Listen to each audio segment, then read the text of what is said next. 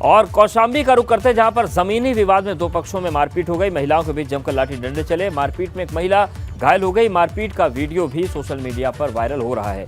कड़ाधाम कोतवाली के कड़ा का ये वायरल वीडियो बताया जा रहा है। तो ये देखिए तस्वीर आप, किस तरीके से लोग एक दूसरे के खून के प्यासे हो गए हैं। कौशाम्बी की तस्वीर है, जहां पर जमीनी विवाद में दो पक्षों में मारपीट हो गई। महिलाओं के बीच जमकर लाठी डंडे चले। मारपीट में एक महिला घायल हुई है। मारपीट का वीडियो सोशल मीडिया पर वायरल हो गया है। कड़ाधाम कोतवाली के कड़ा का ये वायरल वीडियो।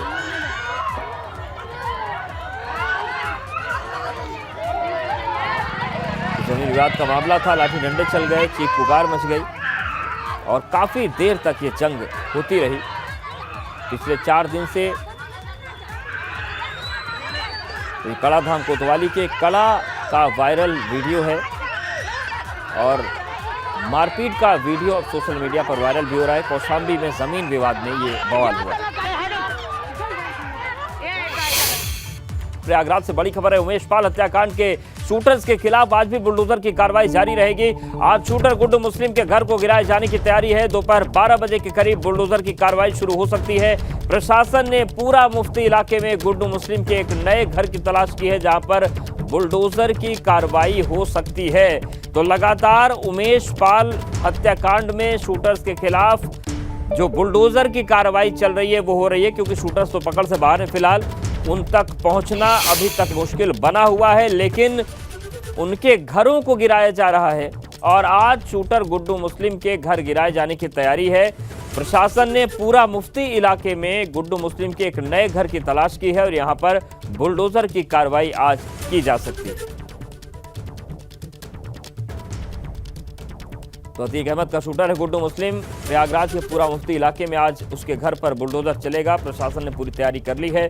5 लाख का इनामी है गुड्डू मुस्लिम और आज उसके घर पर बुलडोजर चलाया जाएगा। प्रशासन इनकी संपत्तियों को चिन्हित कर रहा है और प्रयागराज के पूरा मुफ्ती में एक घर चिन्हित किया गया है, जिस पर आज कार्रवाई होगी। ये शूटर गुड्डू मुस्लिम का घर है।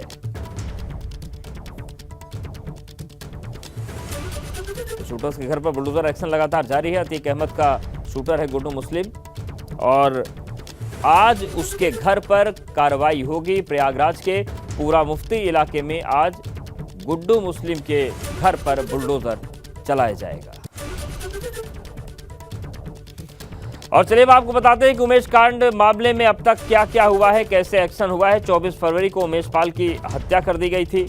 दिन दहाड़े हत्या हुई। बेहद ही खौफनाक तरीके से घटना को अंजाम दिया गया। उमेश हत्याकांड में बम फेंकते गुड्डू मुस्लिम को सीसीटीवी में देखा गया। पुलिस ने गुड्डू पर 5 लाख रुपए का इनाम रखा है। हालांकि वो अभी तक पकड़ से बाहर है। हत्याकांड के 26 दिन बाद भी गुड्डू मुस्लिम फरार है और उस पर जांच एजेंसियां उस तक नहीं पहुंच पाई हैं। अब अवैध बने मकान पर बुलडोजर कार्रवाई की तैयारी हो चुकी है और आज बुलडोजर उस पर चलाया जाएगा। और ये देखिए, हम कुछ तस्वीरें आपको दिखा रहे हैं अब तक कैसे कैसे उमेश पाल हत्याकांड मामले में बुलडोजर एक्शन हुआ है। सबसे पहला बुलडोजर चला 1 मार्च 2023 को जफर अहमद का घर गिराया गया। 2 मार्च 2023 को सफदर अली पर कार्रवाई हुई, उसके यहाँ बुलडोजर चला। 3 मार्च को 2023 को मासूकुद्दीन की हवेली पर बुलडोजर चलाया गया। 20 मार्च 2023 को यानी कि कल शूटर गुलाम के घर पर बुलडोजर का प्रहार हुआ और आज गुड्डू मुस्लिम के घर पर बुलडोजर चलाने की तैयारी है। तो गुलाम के बाद अब गुड्डू की बारी है और बुलडोजर एक्शन की पूरी तैयारी है। शूटर पकड़ से बाहर हैं, लेकिन उनके घरों को अब जमींदोज किया जा रहा है। और चलिए सीधे रुख करते हैं प्रयागराज का। हमारे सहयोगी मोहम्मद मोइन जुड़ गए हैं। मोइन, किस तरीके की तैयारी है और कब यह बुलडोजर एक्शन आज शुरू हो सकता है?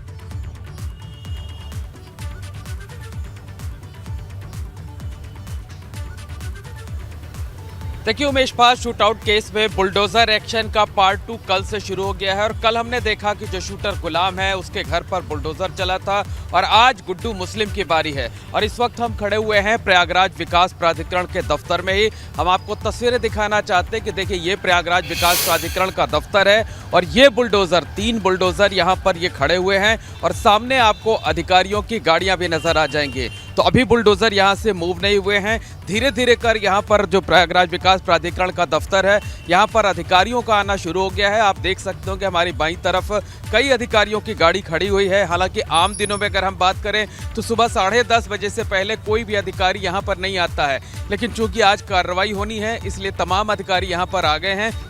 तो आज जो शूटर गुड्डू मुस्लिम है, जो कि पूरे शूट आउट केस की अगर हम बात करें तो बमबाज था, बम बरसा रहा था, लगातार गली के अंदर से लेकर सड़क तक बमबाजी कर रहा था। तो आज उसके घर पर बुलडोजर चलना है और उसका घर पूरा मुफ्ती इलाके में बताया जा रहा है। हालांकि उसका एक घर प्रयागराज के चकिया इलाके में भी है, लेकिन वहां बेहद सकरी गली है। सकरी गली होने की वजह से वहां बुलडोजर नहीं जा सकता है, इसलिए जो सरकारी अमला है उसने छानबीन करके पड़ताल करके एक दूसरा घर उसका तलाशा है और आज उसी घर पर बुलडोजर चलना है। तो अब से कुछ देर बाद जो टीमें हैं वो यहाँ से रवाना होंगी और उसके बाद जो है वो सारी की टीमें जो है वो धूमनगंज थाने पर इकट्ठा होंगी और वहीं से गुड्डू मुस्लिम के घर ये जो टीमें हैं ये पहुंचेंगी। और ये हमारे पीछे आप जो देख रहे हैं कि 3 जेसीबी मशीनें खड़ी हुई हैं, ये जाएंगी नगर निगम से अलग। जो जेसीबी मशीनें और पोकलैंड मशीनें होती हैं वो जाएंगी। तो जो बुलडोजर वाला एक्शन है, बुलडोजर वाला एक्शन आज भी प्रयागराज में जारी रहेगा। और उमेश पाल शूटआउट केस में बुलडोजर एक्शन का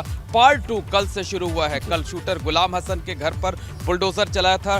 1.5 घंटे की कार्रवाई में ही तकरीबन 335 वर्ग मीटर में बने मकान को जमींदोज किया गया था और आज बमबाज गुड्डू मुस्लिम की बारी है। आज उसके घर को जमींदोज किया जाना है।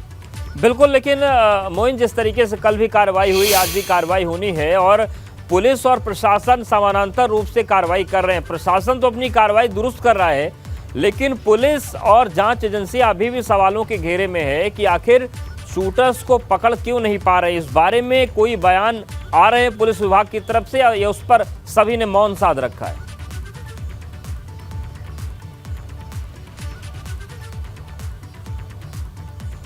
देखिए, यकीनी तौर पर कहा जा सकता है कि उमेश पाल शूटआउट केस को 25 दिन बीत चुके हैं और अगर 25 दिनों की बात करें, अभी तक ना तो जो 5 लाख रुपए के इनामी शूटर्स हैं उन्हीं की गिरफ्तारी हो सकी है, ना ही माफिया अतीक अहमद की पत्नी शाइस्ता परवीन को पकड़ा जा सका है। तो निश्चित तौर पर यह कहा जा सकता है कि जो पुलिस है, जो एसटीएफ है, उसकी किरकिरी हो रही है, उसकी कार्यप्रणाली पर सवालिया निशान खड़े हो रहे हैं कि आपने 25 दिन हो गए, 50 से ज्यादा शहरों में आपने छापेमारी की है, तकरीबन 5000 पुलिसकर्मी इन शूटरों को तलाश कर रहे हैं। अकेले उत्तर भारत ही नहीं बल्कि नेपाल तक टीमें भेजी गई, लेकिन हाथ कुछ नहीं आ रहा है और लगातार किरकिरी हो रही है उत्तर प्रदेश पुलिस की कि बहुत हाईटेक होने, बहुत एडवांस होने के बावजूद दावा करने वाली जो पुलिस है उसके हाथ आखिरकार खाली क्यों हैं। अभी तक ना तो 5 शूटर्स को पकड़ा जा सका है और ना ही पुलिस अभी तक हत्या का मोटिव तलाश पाई है। अभी तक खुलकर यह भी नहीं बता पा रही है कि हत्या की वजह क्या थी,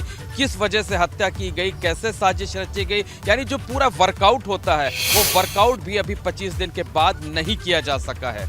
बिल्कुल, लगातार नजरें बनाए रखिएगा मोइन, और जो बुलडोजर कार्रवाई होगी तो फिर से आपके पास आएंगे। फिलहाल आपका बहुत शुक्रिया हमारे साथ जुड़ने के लिए और जानकारी देने के लिए। तो ये पूरी तस्वीर है, एक बार फिर से बुलडोजर तैयारी है। और इस बीच एक बड़ी खबर और है, अतीक के भाई अशरफ के करीबी लल्ला गद्दी ने सरेंडर कर दिया है। बरेली में अशरफ के करीबी लल्ला गद्दी ने सरेंडर किया। समाजवादी पार्टी का नेता है लल्ला गद्दी। लल्ला गद्दी पर बरेली जेल में अशरफ से अवैध तरीके से मुलाकात का आरोप है और लल्ला गद्दी पर बरेली के बिथरी और बारादरी में केस दर्ज है। बुलडोजर कार्रवाई के डर से लल्ला गद्दी ने सरेंडर कर दिया है। तो अतीक के भाई अशरफ के करीबी लल्ला गद्दी ने सरेंडर किया है। बरेली में अशरफ के करीबी लल्ला गद्दी ने सरेंडर कर दिया। समाजवादी पार्टी का नेता है लल्ला गद्दी।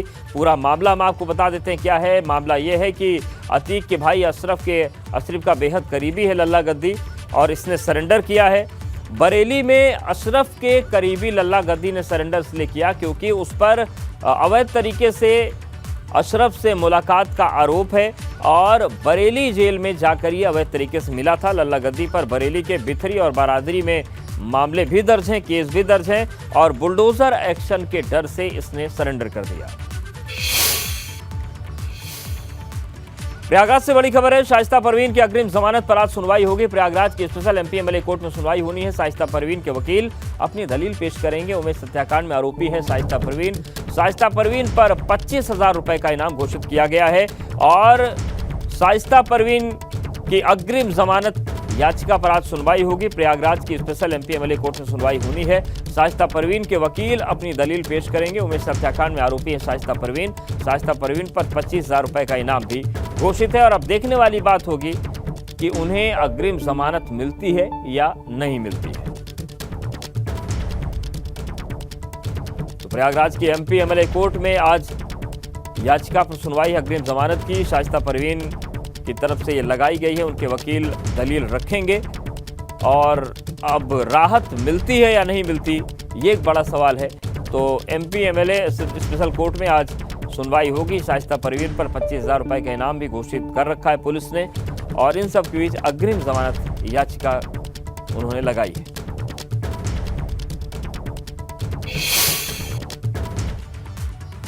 मेरठ में हाजी याकूब की 32 करोड़ से अधिक की संपत्ति कुर्क होगी। याकूब कुरैशी की संपत्ति को प्रशासन ने चिन्हित किया है। 32 वाहन और 7 आलीशान भवन कुर्क होंगे। डीएम ने सभी संपत्तियों को कुर्क करने के आदेश दिए हैं। अवैध कामों से याकूब ने संपत्तियां अर्जित की हैं। तो हाजी याकूब की 32 करोड़ से अधिक की संपत्ति कुर्क होगी। याकूब कुरैशी ने संपत्ति को प्रशासन ने चिन्हित किया है। 32 वाहन और 7 आलीशान भवन कुर्क होंगे। डीएम ने सभी संपत्तियों को कुर्क करने के आदेश दिए हैं। अवैध कामों से याकूब ने संपत्तियां अर्जित की हैं।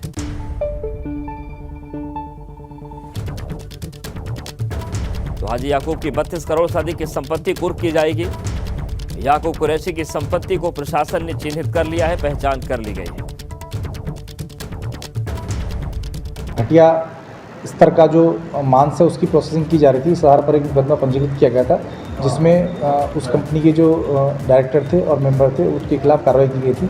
उसी के आधार पर एक गैंगस्टर एक्ट के तहत कार्रवाई की गई थी जिसमें पूरी संपत्ति जो उस अवैध कृत्य से प्राप्त की गई थी उसका पता करते हुए पुलिस के द्वारा लगभग 31 करोड़ 70 लाख के आसपास की जो संपत्ति इस अवैध कार्य से अर्जित की गई हैं और उनकी जो रिपोर्ट है जिलाधिकारी के यहाँ भेजी गई थी, जिसमें जिलाधिकारी के आदेश के क्रम में उसमें जो संपत्तियां हैं और जो चल और अचल दोनों ही रूप में हैं उनकी कुर्की कार्रवाई का आदेश दिया गया, जिसमें कि जो सीओ पिथौर है उनको प्रशासक नियुक्त किया गया और कुर्की कार्रवाई इसमें पुलिस के द्वारा की जाएगी। और बड़ी खबर लखनऊ से है। लखनऊ विकास प्राधिकरण में एक और भ्रष्टाचार सामने आया है। लखनऊ विकास प्राधिकरण में 11 करोड़ के घोटाले का आरोप है। इंजीनियर्स पर बिल्डर से मिलकर 11 करोड़ की शपथ लगाने का आरोप है। 2011 से 2015 तक बिना पूरा मानचित्र शुल्क जमा कराए नक्शे पास किए गए। एलडीएवीसी ने आरोपी इंजीनियर और बिल्डर्स को नोटिस जारी किया है। रिकवरी के लिए 15 दिन में पैसा जमा न करने पर आरसी जारी करके वसूली की जाएगी। तो लखनऊ विकास प्राधिकरण से घोटाले की एक और कहानी सामने आ गई है। 11 करोड़ रुपए का घोटाला हुआ है। इंजीनियर्स पर बिल्डर से मिलकर 11 करोड़ की शपथ लगाने का आरोप है। 2011 से 2015 तक बिना पूरा मानचित्र शुल्क जमा कराए नक्शे पास किए गए। एलडीएवीसी ने आरोपी इंजीनियर और बिल्डर्स को जारी किया रिकवरी नोटिस। 15 दिन में पैसा जमा न करने पर आरसी जारी करके वसूली होगी। और हमारे साथ हमारे सहयोगी शैलेश जुड़ गए। शैलेश, क्या पूरा मामला है? अब देखिए, अगर बात करें जब भी एलडीए से जुड़े किसी भ्रष्टाचार की बात सामने आती है तो उसमें कुल मिलाकर जो तार होते हैं वो जाके जुड़ जाते हैं वहाँ के इंजीनियर्स के साथ में, और उसके पीछे बड़ी वजह भी है कि बिना उनकी मिली भगत के कोई भी इस तरह का काम होना संभव नहीं है। और ऐसे में अब लगातार जब से आप देखें पिछले कुछ महीनों से एलडीए जब अपने अंदर की ही चीजों को चेक कर रहा है तो तमाम तरह की गड़बड़ियां सामने आ रही है। अगर एक गड़बड़ी का तार को छेड़ा जाता है तो उसके जो सिरे होते हैं वो जुड़ते हैं जाके सिस्टम के साथ में, और इसी की एक वानगी बन रही जो 2011 से 2015 के बीच के जो मानचित्र के शुल्क जमा हुए, यानी जो नक्शा पास कराया जाता है किसी भी बिल्डिंग का, उसके लिए एक शुल्क निर्धारित है जो जमा किया गया, उसमें सामने आया कि वो पूरा शुल्क जमा ही नहीं कराया गया और नक्शा पास भी हो जाता है। तो निश्चित रूप से देखिए बिल्डर्स जो है उनको फायदा पहुंचाने के लिए खेल होने की बात सामने आ रही है।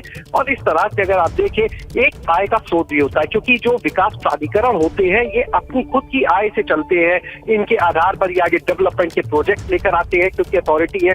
तो ये निश्चित रूप से जो 11 करोड़ का घाटा इन्होंने दिया, उसके बाद जब जांच में चीजें निकल कर आई तो उन इंजीनियर्स को तलाशा गया जिनकी शय पर ये सारा खेल हुआ। और अब आरसी जारी की गई है, अभी फिलहाल नोटिस देखिए रिकवरी के लिए दिए गए हैं और ये साफ कहा गया है कि अगर ये नहीं होता है वापस ये जो 11 करोड़ का नुकसान है 15 दिन के अंदर, तो फिर आरसी जारी की जाएगी, यानी रिकरिंग सर्टिफिकेट, रिकवरी सर्टिफिकेट जो है वो जारी किया जाएगा। और रिकवरी सर्टिफिकेट जारी होने के बाद इसकी वसूली जो होती है देखिए वो भू राजस्व की तरह होती है, यानी अगर उसके बाद भी कोई नहीं दे रहा है तो जिला प्रशासन जो होता है उसको ये अधिकार होता है कि वो इसके लिए भू राजस्व की तरह से जो वसूली होती है, जैसे संपत्ति की कुर्की भी करनी पड़े, तो उस कार्रवाई को भी आगे बढ़ा सकता है। तो निश्चित रूप से एक बड़ा कदम है ये एलडीए का, अपने ही विभाग के जो इंजीनियर्स है उनके खिलाफ थे, लेकिन देखना होगा कि क्या इससे आगे कितना बदलाव आता है सिस्टम में, क्योंकि ये पहला मामला नहीं है जब इस तरह की गड़बड़ी सामने देखने को मिली हो एलडीए ने। इसके अलावा भी तमाम मामले मिले हैं, लेकिन कुछ समय के बाद ये चीजें फाइलों में दर्ज जाती है। तो देखना होगा इस बार जो ये निर्देश दिए गए हैं ये सिर्फ निर्देशों तक सीमित रहते हैं या वाकई बिल्कुल में ये इस तरह देखने की वाली बात कार्रवाई भी होगी कि ये निर्देश तक सीमित रहेगा या कुछ कार्रवाई होगी। धन्यवाद शैलेश आपका जानकारी और अपडेट। यूपी में 22 मार्च तक बारिश की आशंका है, तेज बारिश के साथ ओलावृष्टि की आशंका है। पिछले 4 दिन से यूपी में बारिश हो रही है और बेमौसम बारिश और ओलावृष्टि से किसानों की फसल तबाह होनी शुरू हो गई, कई जगहों पर ये तबाही हो भी चुकी है। यूपी में 22 मार्च तक बारिश की आशंका है और ये जो बेमौसम बारिश है ये फसल के लिए बहुत नुकसानदायक है। तेज बारिश के साथ ओलावृष्टि की आशंका है और बीते 4 दिन से यूपी में बारिश हो रही है। बेमौसम बारिश और ओलावृष्टि से किसानों की फसल तबाह होनी शुरू हो गई है। तो ये जो बारिश हो रही है, कई जगहों पर ओले गिरे हैं, फसल लेट गई है पूरी तरीके से और ये हाल हो जाए तो फसल खराब हो जाती है और ये आशंकाएं 22 तारीख तक की है। तो बारिश और आफत की तबाही देखने के लिए 8 तस्वीरें हम आपको दिखाते हैं। यूपी में मौसम ने क्या तबाही मचाई आप देखिए। मथुरा में गेहूं की फसल चौपट हो गई, हाथरस में ओले पड़े, ओले भी फसल को बर्बाद कर देते हैं। बिजनौर की बात करें, चित्रकूट की बात करें, यही हाल वहां पर भी है, किसान परेशान है। अंबेडकर नगर, मुजफ्फरनगर में भी यही हाल है, बुलंदशहर में भी यही तस्वीरें हैं और पीलीभीत में भी फसलों को भारी नुकसान हो रहा है, हुआ है। हालांकि ये राजस्व विभाग इसके सर्वे की बात कर रहा है, लेकिन कितनी राहत किसानों को मिल पाएगी देखने वाली बात हो, क्योंकि जो बारिश हुई है और जो आशंकाएं 22 तारीख तक होने की हैं, इससे फसलों को भारी नुकसान हो रहा है और उसी नुकसान और तबाही की ये 8 तस्वीरें हम आपको दिखा रहे हैं। तो ये पूरी तस्वीर है जो किसानों की बेबसी को दिखा रही है। और बिजनौर में बारिश के बाद सड़कों की हालत बेहद खराब है, यहाँ सड़कें तालाब बन गई हैं। थाना धामपुर के पहाड़ी दरवाजा इलाके की हालत और भी ज्यादा खराब है, जहां सड़कों पर कई फीट पानी भर गया है। तो आप देखिए तस्वीर, चाहे आप खेतों की बात कर लीजिए और चाहे आप सड़कों की बात कर लीजिए, हर जगह मुश्किलें अलग अलग तरीके की हैं। एक तरफ जहां फसल बर्बाद हो रही है तो वहीं दूसरी तरफ आम जनजीवन परेशान है।